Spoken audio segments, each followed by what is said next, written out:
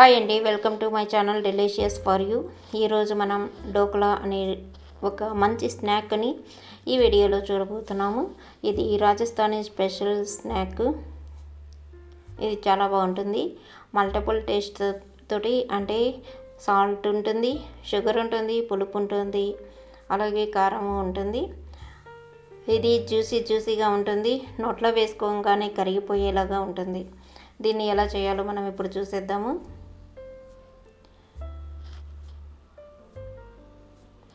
ఇప్పుడు ఒక గిన్నె తీసుకొని ఇందులో 200 గ్రాముల శనగపిండి వేసుకోవాలి.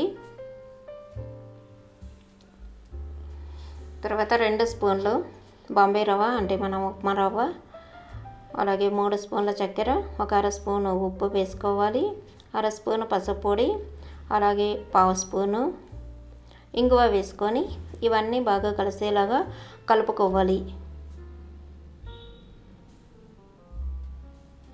ఇందులో నార్మల్ వాటర్నే వేసుకొని ఇప్పుడు కలుపుకుంటున్నాను.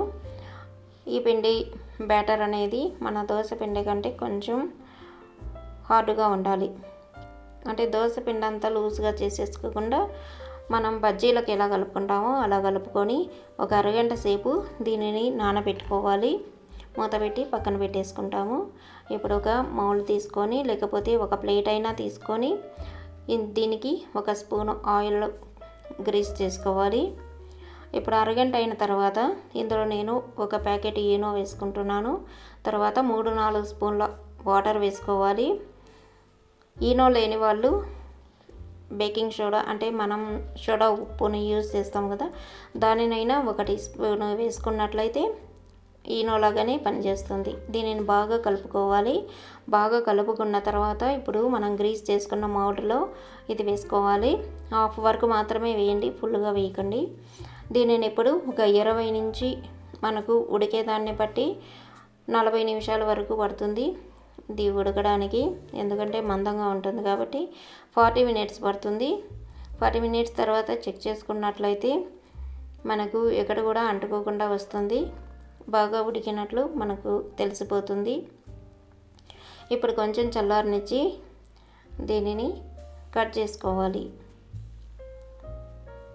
నేను ఇక్కడ వేరే ప్లేట్లోకి ట్రాన్స్ఫర్ చేసుకున్నాను. ఇప్పుడు ఒక కడాయి పెట్టుకొని 2 స్పూన్ల ఆయిల్, 1 టేబుల్ స్పూను ఆవాలు వేసుకోవాలి. ఆవాలు చిటపటలాడిన తర్వాత ఇందులో ఒకటి కానీ 2 కానీ పచ్చిమిర్చి సన్నగా కట్ చేసి వేసుకోవాలి. అలాగే కొంచెం కరివేపాకు. ఇవి కొంచెం వేగనివ్వాలి. ఇవి కొంచెం వేగిన తర్వాత 1 గ్లాసు వాటర్ వేసుకోవాలి. ఒక 100 ml వరకు వాటర్ వేసుకోండి. ఇందులో ఇప్పుడు ఒక హాఫ్ స్పూను ఉప్పు, 1 టేబుల్ స్పూన్ చక్కెర వేసుకొని ఇదంతా బాగా కలిసే వరకు కలుపుకోవాలి.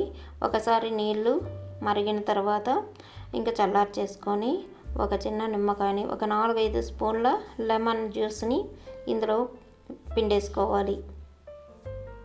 స్టవ్ ఆఫ్ చేసుకొని లెమన్ పిండేసుకోవాలి. సీడ్స్ ఉన్నట్లయితే తీసేయండి. ఇప్పుడు ఇదంతా బాగా కలిపేసుకొని మనం మన డోక్లాకి యాడ్ చేసుకుంటాము. అందువల్లనే మన డోక్లా అనేది బాగా జ్యూసీగా వస్తుంది, చాలా టేస్టీగా ఉంటుంది. ఇక్కడైతే నేను బెంగళూరులో ఇస్కాన్కి వెళ్ళినప్పుడు అక్కడ దొరుకుతుంది మనకు డోక్లా అనేది. లేకపోతే రాజస్థానీ షాపుల్లో కానీ, గుజరాత్ షాపుల్లో కానీ, మనకు స్వీట్ షాపుల్లో ఈ డోక్లా అనేది దొరుకుతుంది. మీరు బయట తిన్నట్లే మనం ఇంట్లో ఈజీగా చేసుకోవచ్చు.